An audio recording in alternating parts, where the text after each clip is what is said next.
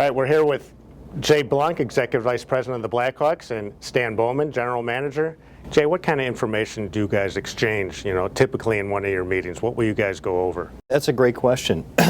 For example, we will approach Stan on an idea to do a behind-the-scenes television show, which is called Blackhawks TV, which is online and carried on our partners with WGN Television and Comcast. And we wouldn't have access unless Stan understood what we were trying to do. One of those great things out of the access that we got were the group there, Blackhawks TV group, actually won an Emmy last year for that. And really, this goes back to the core group, with the cooperation of our hockey guys.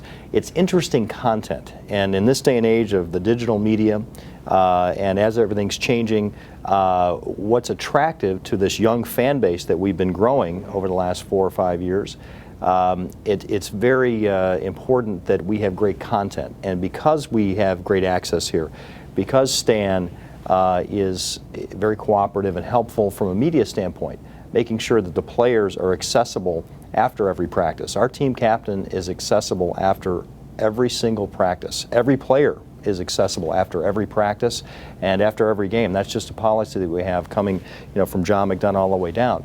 And so we're trying to do it the right way. The great news is that these players, and many of them are young, have been indoctrinated and buy into the system and understand the importance of it. And as Stan said, it's become a competitive advantage not only in the business side, but when we try to either sign a free agent or try to re-sign one of our core players and keep them here, Patrick Sharp, Duncan Keith, Taves, Crain, all these people that have a lot of options out there.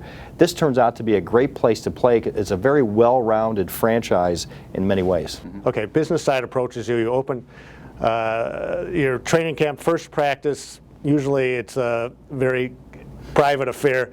You guys had 18,000 people in the United Center. How did that come about, the idea of making that first practice open and then selling out the building? First of all, Joel's great about all that stuff. He's very understanding of what we're trying to accomplish here. So it was a couple years ago, Jay came to us and said, the training camp opens and nothing really happens. It's just like another day on the calendar, except today we played and yesterday we didn't.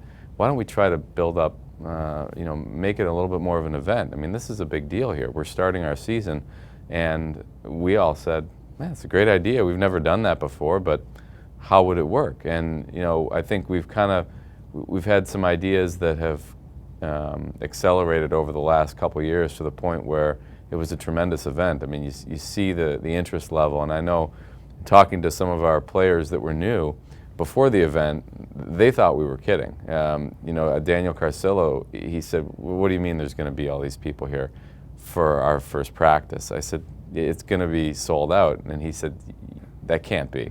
I mean, if you look around the league, it wasn't that way anywhere else except here. And I think it's a really unique approach. It just shows, number one, that we've got an amazing fan base here that is so connected. They just can't get enough of the Blackhawks. And our players are very appreciative of that. I mean, to be able to go out for your first time, a lot of these players, it was their first experience with the Blackhawks, and they step on the ice for their first practice and it's a full house. It's overwhelming.